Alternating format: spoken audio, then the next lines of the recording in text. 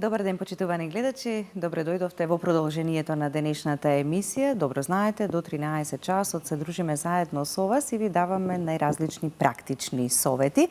Овој пат зборуваме за уринарните инфекции, кои што се чест здравствен проблем, непријатна и болна состојба која што повеќе ги засега жените, се појавува повеќе кај нив, се смета и се вели дека речиси секоја петта жена во одреден период од животот се соочува со проблемот на уринарна инфекција. Најмногу циститот, за кој што всушности зборуваме и го одвојуваме времето да зборуваме за симптомите, причините, ризик факторите, лекувањето, како да не дозволиме да се повтори циститот, а и да ги ублажиме симптомите кои знаат да бидат навистина болни и непријатни. На оваа тема разговараме со Филип Ачковски, магистер по фармација, топ едукатор, регионален менаџер на Фарма С. Добар ден, Филип, и добре ни дојдовте. Добро време, Вилјана. Ви благодарам на поканата уште еднаш. Ќе ми биде задоволство да поразговараме на една здравствена тема и на еден доста фреквентен проблем, па може би да подсетиме на некои работи и да поделиме некој совет. Така. Присутни се веројатно во текот на целата година, ама некако летниот и престојниот есенски период повеќе не асоцираат дека заради промената на времето, изложеноста на надворешните влијанија, може би уринарните инфекции се малку позачестени. Дали е тоа така, дали и секојдневието и праксата го покажува тоа? Па да, така е. Од пракса дефинитивно со почетокот на летото доаѓа до зголемување на урогениталните инфекции, особено кај женската популација. Многу често причините се едноставни за оваа работа. Едноставно многу подолг период поминуваме во вода. Долго време седиме со влажни костими за капење, се користат базени, спа центри, тука има бројни патогени кои што можат да го ослабат локалниот имунитет на предсенамочниот меур и така да бидат индиректен причинител на започнување на воспаление на мочните патишта. Така, се изложуваме на надворешните влијанија, ама не знаеме и не сме свесни колку ни е јак имунитетот и кога може тој веќе да е ослабнат, ние да не забележиме, па да сме склони кон најразлични други проблеми, вклучително и уринарните инфекции. Така е. Во секој случај модерните трендови говорат за тоа дека основата на најголем дел од овие воспаленија, инфекции и така натака лежи во нашиот добар општ и специфичен и локален имунитет. Не случајно дискутираме на оваа тема, која што е фреквентна во периодот и се надевам дека ќе успееме да опфатиме некои точки кои што би помогнале пред се во насока на превентивно размислување и се разбира во насока на тоа што се вели да не доаѓа до преминување на акутнава инфекција во хроничен проблем, што е многу често кога дискутираме за циститите. Така да. Уринарните инфекции, нивна поделба кратка, може ли да се спомене за да преминеме конкретно и на циститот и поделно да објасниме? Во секој случај генерално зборуваме за инфекции на долниот и горниот уринарен тракт. Рековме циститот ни е главна тема, најмногу заради неговата фреквентност и речиси 90% од сите уринарни инфекции се така наречени цистити или воспаленија на мочниот меур, на бешиката, народски речено. Сега, како се движиме погоре по мочните патишта, имаме воспаление на мочоводите или уретрата, така наречен уретрит. Кај машката популација имаме простата, па и воспаление на простатата, простатити. И се разбира во најсериозна форма дискутираме за воспаленијата на бубрезите или така наречен пиелонефрит. Така да многу е важно и во теков на емисијата се надевам ќе најдеме време да продискутираме за тоа да ги решаваме инфекциите и проблемите темелно и квалитетно додека се во зачеток и по можност додека се во фаза на цистити, затоа што секој нивно искачување нагоре и движење кон бубрезите може да створи само покрупен медицински здравствен проблем и поголем ризик по здравјето на пациентот. Тоа би биле тие евентуални компликации кога не би се третирале соодветно или пак не би се третирале навреме, Па така? еден од советите кои што се добиваат во ординациите и во аптеките е дека доколку ги игнорираме овие почетни симптоми на цистити, едноставно ги одлежиме без терапија, се зголемува значајно ризикот да премине во хронична инфекција, во хроничен цистит како број 1 и како број 2 да дојде до движење на овие бактерии нагоре низ уринарниот тракт со краен ризик од пиелонефрит или воспаление на бубрезите. Така да.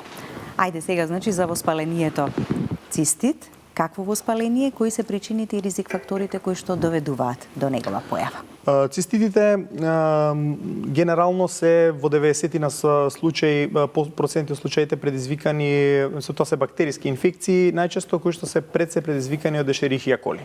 Тоа е најчест причинител, не случајно е таа ситуацијата и не случајно се повеќе застапени кај жените. Тоа пред се произлегува од нормалната анатомија и физиологија на женскиот организам. Едноставно премногу се блиску отворите на дигестивниот тракт и урогениталниот тракт, а кај секој човек здрав, нормален, имаме присутна количина на Ешерихија коли во цревата. И таа е нормално таму да се наоѓа, се разбира добре да биде држена под контрола. Меѓутоа уште во текот на раното на детство, во оној процес на учење на правилно хигиенско бришење, најчесто и кај женската, и кај машката популација, ние ги населуваме овие ешерихии во урогениталниот тракт или на друг начин со некое невнимание. Тоа го правиме и тие стануваат присутни во него. Сега, за да настане воспаление, не е доволно само да има присутни патогени бактерии, тука е важно тие да достигнат соодветна концентрација, односно да се размножат до одредена бројка. Обично дискутираме за вредности од ред на над 100.000 бактерии на милилитар, кои што понатака се прилепуваат на ѕидот на мочниот меур, предизвикуваат воспалителен процес и воспалителна реакција, која што ние нарекуваме цистит. Така да, како што гледаме, тоа е една доста фреквентна ситуација, меѓутоа за да дојде до развој на циститот, ние мора да сме имунокомпромитирани, односно локалниот имунитет на мочниот меур да е опаднат, за да можат овие ешерихии, како што велиме ние, да постигнат таква концентрација и да можат да предизвикаат инфекција. Така, веројатно има бројни причинители, ама Ешерихија коли е еден од Па да, има и други така? бактериски причинители, некои од нив и ние велиме во медицината посериозни, во смисла на тоа потешко се лечат. Пред се дискутираме за клепсиела, протеус, ентеробактерии и така натака. Меѓутоа, со оглед на фреквентноста и со оглед на тоа дека се поотпорни и поотпорни стануваат овие колонии на Ешерихија коли спрема голем спектар на антибиотици, тоа станува многу сериозен проблем и токму заради тоа е важно да се третира навремено, соодветно доволно долго и многу повеќе да се размислува на превенцијата од настанувањето и на засилување на нашиот имунитет. Отколку веќе кога ќе се случи па лекувањето понатаму. А кога станува збор за циститот, опфаќаме возрастна група? Генерално, до колку? Циститот може да се појави уште и од пораната популација, бидејќи спомнавме дека само инфекцијата се појавува уште и порано. Да не зборуваме дека малите деца се и нормално поневнимателни кон своето здравје и тие останувања во мокра средина, преладувања предизвикани од движење по ладен под и слично нешто што ни е познато уште од Значи да ги слушаме бабите кога велат боси никако по паркетот или која и да е површина, така? Некогаш треба да ги послушаме, бидејќи таа ладна средина и тоа преладување или бањење во ладен базен и така натака е нешто што најпрвин ќе го афектира урогениталниот тракт.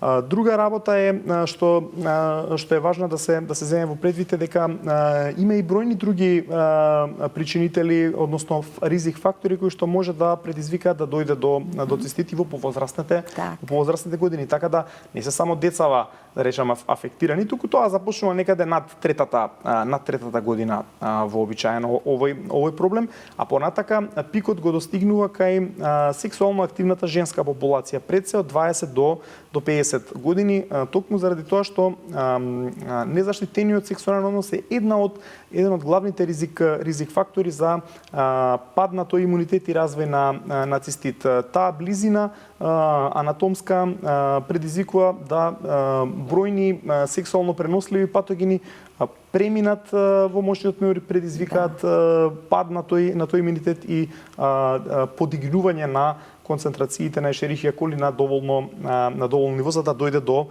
манифестација на клинички симптоми. Во понатамошниот дел од животот, други причини пак може да бидат важни за да дојде до развој на цистит. Да речеме, во зрелата возраст доаѓа до промени и кај мажите и кај жените. Веќе над 50 години добар дел од машката популација има проблеми со бенигна хиперплазија на простата. Тоа меѓу другите ефекти кои што ги има предизвикува поспор проток, ретенција, задржување на урината. Останувањето на урината подолго време во мошниот меур е еден од клучните предуслови за да дојде до развој на инфекција. Заради тоа и ние советуваме да не свесно и намерно да не го одложуваме мокрењето.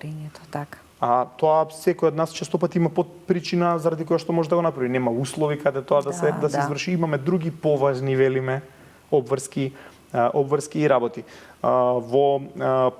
И празнење на бешиката до крај, нели? Тоа е важно, комплетно. Многу важна работа, зашто повторно се враќаме на истото. Заостанува урина и тука е тоа добра подлога за развој на бактерии. Дури велиме ние и со мускулна масажа, ако е потребно, за да бидеме сигурни дека комплетно сме измокрили и повторно мокрење пред спиење навечер, зашто тука има еден цел во нормален сонен процес од 6, 7, 8, не знам, 9, можеби, часа во кои што цело време се кумулира присутната урина. Така да добро е да бидеме измокрени и нормално од сабајле повторно се повторува процесот. Се тоа, да речам, практични мали работи секојдневни на кои што не се обрнува внимание, меѓутоа проблемот делумно лежи и во тој дел од нашето однесување, од нашите навики. Така, ама се многу важни. Знаете, како што стоматолозите велат, треба да знаете како правилно и добро да ги измиете зъбите, така? Апсолутно. Како точно и правилно да се измијат рацете, не само да ги ставите под млас вода, така? И ова е многу важно, иако можеби вака навидум од страна некој ќе рече, па што има тука совети за одржување на хигиената. Сите знаеме како тоа се прави, нели? Така да тоа се работи кои што се важни. Важно е да се внимава на правилното хигиенско бришење од назад према напред и така натака. Така да тоа се работи на кои што треба да се учат уште малите деца. Така да, како што гледаме, голема популација е опфатена со овој проблем. Понатака во гериатриска возраст помалку подвижни се пациентите. Таа мала подвижност и лежешки пациенти скоро со голема сигурност имаат проблеми со уринарни инфекции, повторно заради долгото стоење на задржување на урината. Ако имаме пропратни проблеми, некои од друг тип, обично повторно во постара популација, дали се тоа некои бубрежни камењи или песок, тие полека се движат низ уринарниот тракт и доаѓаат до мошниот меур. Предизвикуваат физичка иритација на мошниот меур и отвараат врата за населување на бактерии, нивно размножување и предизвикување на симптоми. И на крајот, не помалку важно, некои медицински постапки од тип на катетеризација, цистоскопија, чи внесување на инструменти во урогениталниот тракт, повторно нормално еритација, ризик е за развој на вакви инфекции, а пред се за развој на цистит. Така да, доста широка оваа популација, како во однос на возраст, така и во однос на пол, иако велиме претежно женска популација, велиме жените, не ама е кај мажите од ексклузивно. некои други причини, а не овие, така или во помал Токму дел, така, како што ги во има помал жените. дел. И на крајот на краиштата возрастна популација, значи од 3 до 77. Така, како беше. да. Симптомите се препознатливи. Болни се и непријатни. Оние кои што еднаш веќе имале цистит, па кај некои може би и се повторили повеќе пати, веќе знаат што да очекуваат и многу е важно тука и значајно да може да се ублажат барем таа болка или непријатност така да биде помала од онаа што првично би Така е. се појавила. Како симптоми на што да обрнеме внимание, доколку нешто од ова се појави, треба ли брзо во неколку дена така да побараме и лекарска помош, а да не чекаме да поминува време и да мислиме дека ќе ја издржиме болката и самото ќе си помине од себе. Па генерално циститот трае околу 5-6 дена. Самиве симптоми траат 5-6 дена. Де факто се болни и заради тоа оние кои што имаат повторлив проблем ги препознаваат и без да отидат на лекар. Ги препознаваат затоа што обично кога станува збор за цистит, телесна температура повишена нема или малку е покачена, дискутираме до 37,5 степени, значи нема потреба од антипиретици во оваа ситуација. Меѓутоа, болката е силна во долниот дел на стомакот, значи над срамната коска и ги препознаваат по тоа што имаат значително зголемена потреба за мокрење, почести нагони за мокрење и итност, значи веднаш тоа треба да се направи. Меѓутоа, кога ќе се обидат да мократ, доаѓа до силна болка, печење и а не можат да мократ или измокруваат само неколку капки со голема болка. Во некои и тоа не така ретко има и измокрување на крв во урината. Во таква една ситуација, значи ние сме во парадокс. Имаме потреба да мокриме, имаме ургенција, одма, итно треба тоа да се направи, се обидуваме, имаме болка, не можеме да измокриме количина. Значи, со неможноста да мокриме, ние фактички ја намалуваме можноста да ги одмиеме овие бактерии кои што се вишок, така речам во урината и физички да се ослободиме од нив. Така да тоа е затоа велиме го препознаваат пациентите, болно е, обично 2-3 дена болките може да бидат доста големи па и да бидеме и оневозможени да ги вршиме работните или домашните секојдневни обврски, така да ќе го почувствуваат тоа и други покрај самите ние. И во таа смисла, кој ќе го надополниме ова со фактот дека нетретирањето, ние можеби ќе издржиме неколку дена и после тоа ќе се намалат симптомите. Ќе останеме дома, нема да одиме ни на работа или некаде да се движиме, бидејќи знаеме дека итноста на сето тоа не знаеме каде на кое место ќе се случи. Да, ќе има потреба. Значи во таква една ситуација нетретирање на овој проблем во смисла на тоа дека тој ќе помине сам од себе, само ќе предизвика да дојде до негово повторување, кое што може да се случи обично во период од 45 до 6 месеци после првата епизода, да речам. Значи ние од акутен проблем ќе направиме хроничен проблем, на страна што може да предизвикаме ризик и по останативе погорни органи во уринарниот систем, така да заради тоа се препорачува кога ќе дојде до овакви проблеми да се упатиме на нашиот батичен лекар или гинеколог во ситуација кај жените, кој што во најголем број од случаите, значи зборуваме се за возрастна популација, во најголем број од случаите ќе ординира некој антибиотик, а може би и дополнителни додатоци во исхраната за да ние ја надминеме оваа состојба и што е најважно да искорениме, не само да ги намалиме симптомите, туку и да го искорениме причинителот на циститот. Така да. Пиењето на вода се препорачува буквално за секого, велиме повеќе вода колку повеќе вода пиеме, тоа е добро и за бубрезите, за целиот организам, ама водата така ќе ги тера луѓето така повеќе да имаат потреба од Апсолутно и во оваа сега, ситуација се ако е препорачува. тешко, болно и непријатно, треба ли да се пие? Треба, затоа што тоа ни помага да ги измокриме бактериите. Меѓутоа, затоа велам, малце е контрадикторно и тешко ќе се убедиме и самите себе, да пиеме вода во ситуација кога имаме болка.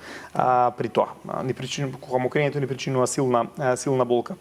Заради тоа е важно соодветно да се истретира, а пиењето вода да се земе како една превентивна мерка претходно. Значи тоа треба да не биде секојдневен, тоа не е ритуал, туку навика една добра здрава навика да пиеме 2-3 литри вода и комплетно да се измокруваме без задршка.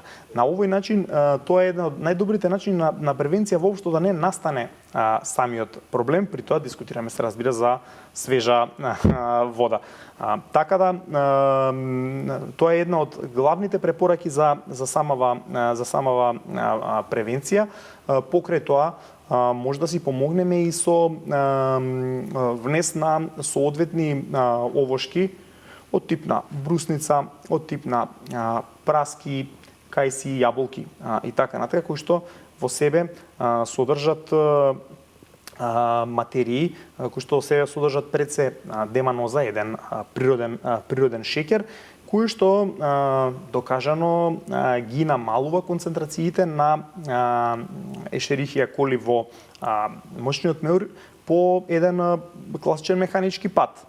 Едноставно се поврзува со бактериите, се прилепува за нив и ги отстранува, а од друга страна може превентивно да делува, така што тој има афинитет да се прилепи на самиот зид на мошниот меур, па не дозволува новодојдените, да се така изразам, бактерии да се прилепат, веќе им го заземал местото и на тој начин превентивно делуваме во спречување на појава на овие уринарни инфекции. Така, и чајот од брусница, така? Дали како чај или пак брусницата вака и да се јаде, така, без разлика? Така, генерално, значи, тоа веќе луѓето што имат проблем, го знаат и го користат. Уште од мала возраст, од некои 3 години, и на малите деца им даваме дали сушени брусници, дали во форма на некој чај или сок. Меѓутоа, треба да земеме во предвид, кога дискутираме сега за реален фармаколошки ефект, нема да можеме да го излечиме така само. За во превентивна сврха. Ако веќе треба да третираме, значи действото на брусницата се должи на деманозата, како што реков. Меѓутоа, ако треба да третираме, нас ни треба чиста деманоза и ни треба точна концентрација за да може да постигнеме некој ефект. Така да обично дискутираме за дози од околу 2 грама деманоза сама или во комбинации, обично со пробиотици, за да действуваме и имунитетски. Може би ќе позборуваме во други дел на емисијата и за тоа.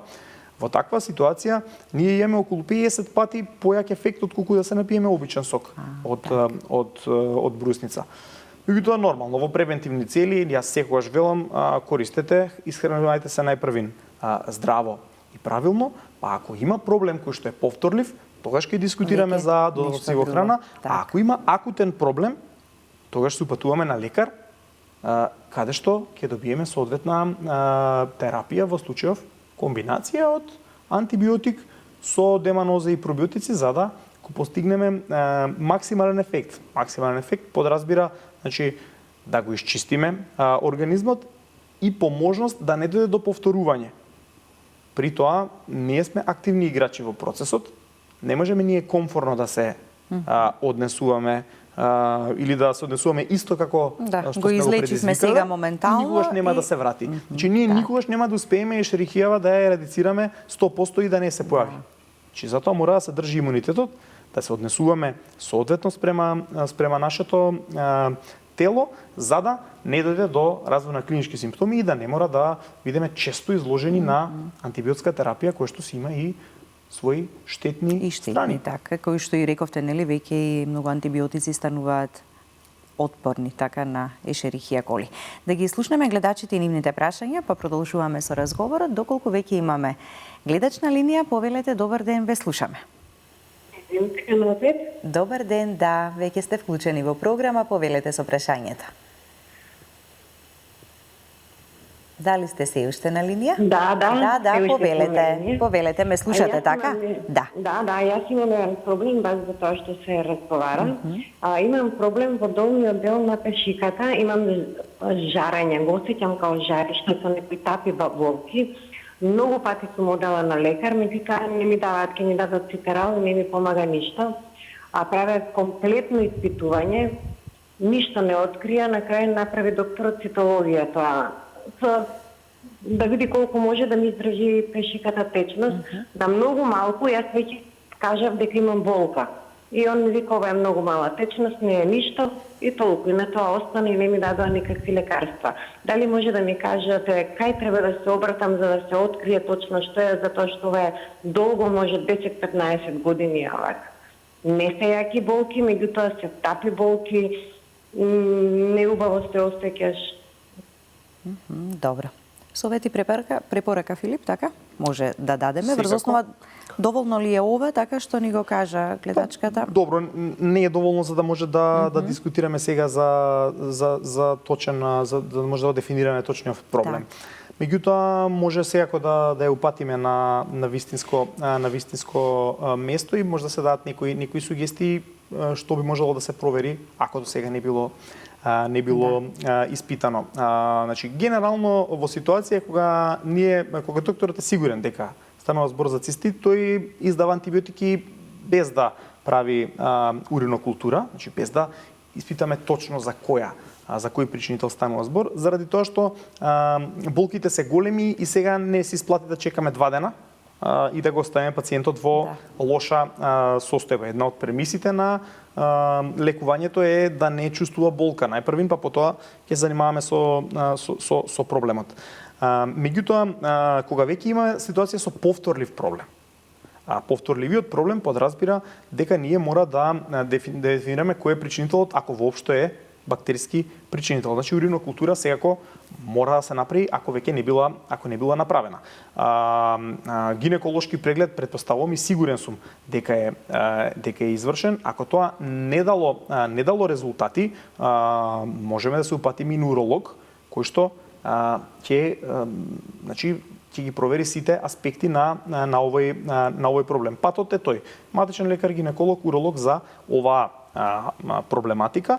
Во меѓувреме, превентивно, значи, корисно е да се користат во толк рок препарати на деманоза комбинирани со пробиотици, и тоа не кој било пробиотици, туку најдобро Сахаромицес буларди, сме го дискутирали и претходно, нешто што е корисно во случајов да го станува збор за покачена ешерихија коли, бидејќи тој на страна од неговите корисни ефекти на зголемување на општиот имунитет, има карактеристика да ја намалува концентрацијата на ешерихијата во гастроинтестиналниот тракт.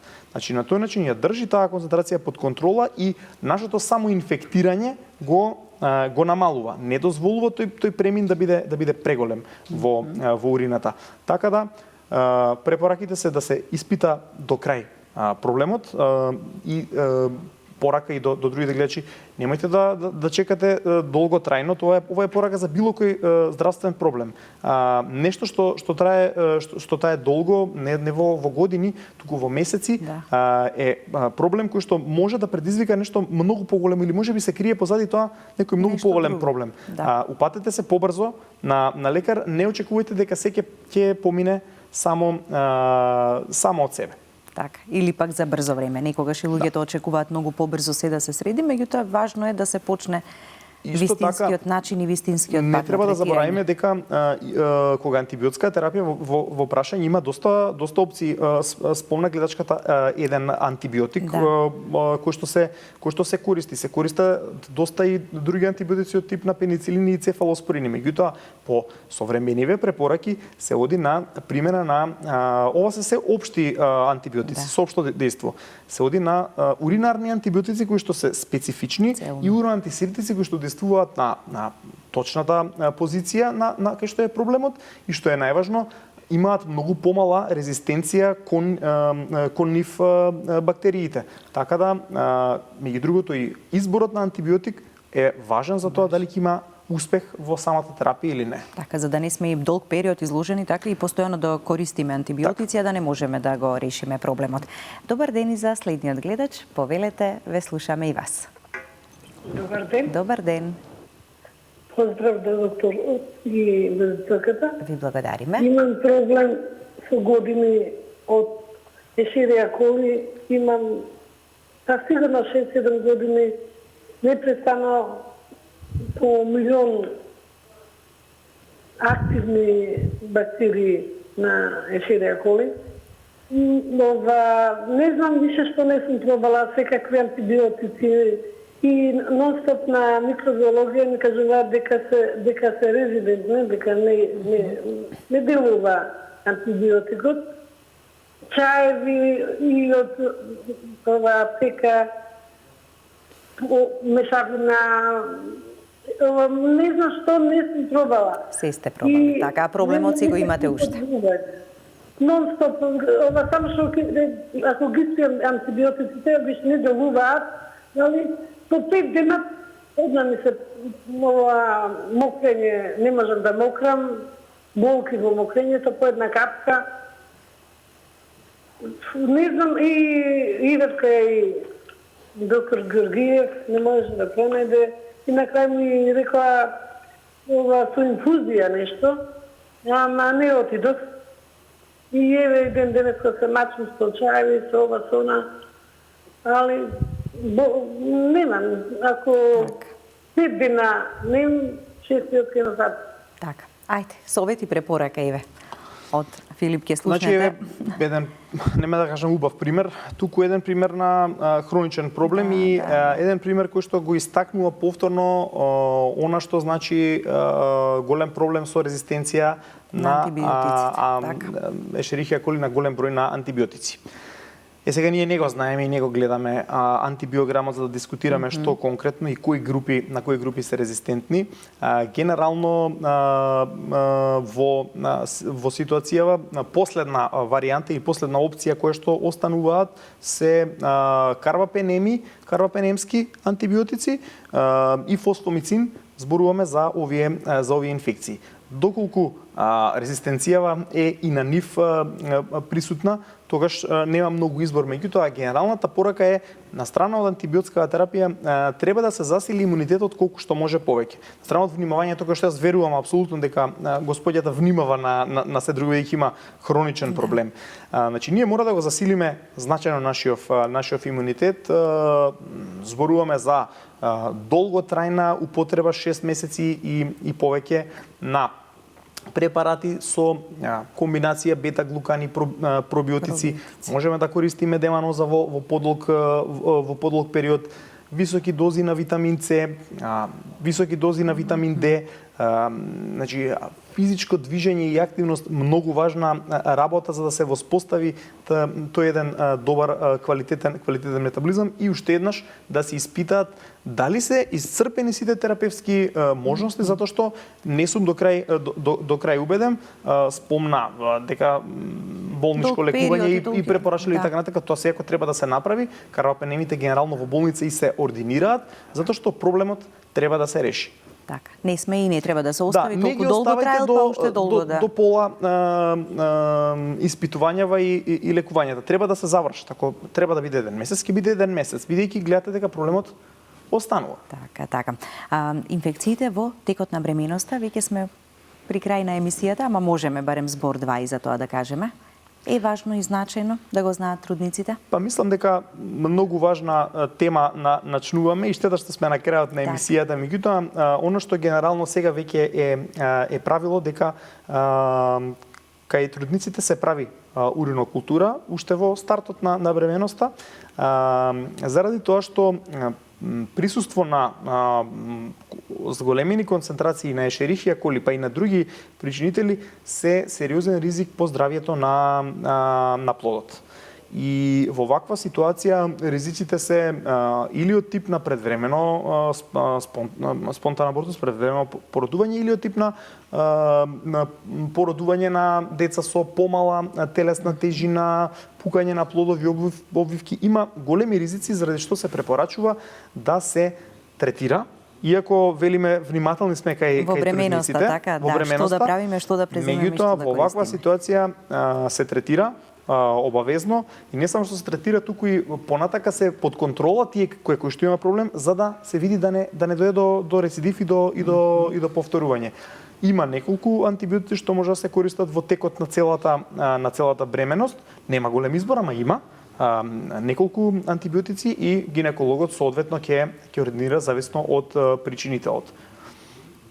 Така, да. Генерално препораките кои што во текот на целата емисија нели ги подспомнуваме и ги кажуваме, што е она што можеме превентивно да направиме за да не дојде до уринарните инфекции, конкретно и до циститот, и што е она што доколку веќе се случи, така да преземеме. Може ли еве неколку збора само како порака до нашите гледачи за самиот крај? Да сумираме, значи превентивно важно е да пазиме од преладување, да не се изложуваме на премногу влажна и премногу ладна средина, тоа е прво. Второ, значи да се внесува континуирано поголема количина на вода и овошје, да не биде редовен ритуал во секојдневието. Особено е важно, значи, да не го одложуваме мокрењето и комплетно да се измокруваме, да користиме генерално, да практикуваме заштитен сексуален однос и на крајот на краиштата, доколку во одредени периоди, ако знаеме дека има ризик по нас, да действуваме превентивно кон нашиот имунитет, да го засилуваме имунитетот со бета-глукани, пробиотици, витамин С, цинк и така натака, да користиме природни производи од тип на брусница, деманоза, за да превенираме. И на крајот на краиштата, доколку се појават симптомите што ги препознаеме, да не ги игнорираме и да чекаме да поминат заради ризикот од преминување во хронична фаза, туку да се упатиме на лекар и да испочитуваме до крај значи терапијата која што ни е дадена. Така, да. Филип, ви благодарам за гостувањето денеска. Ми беше задоволство. Да. Почитувани гледачи, останете и понатаму со нас со програмата на Канал 5 телевизија. Имајте убав и пријатен ден.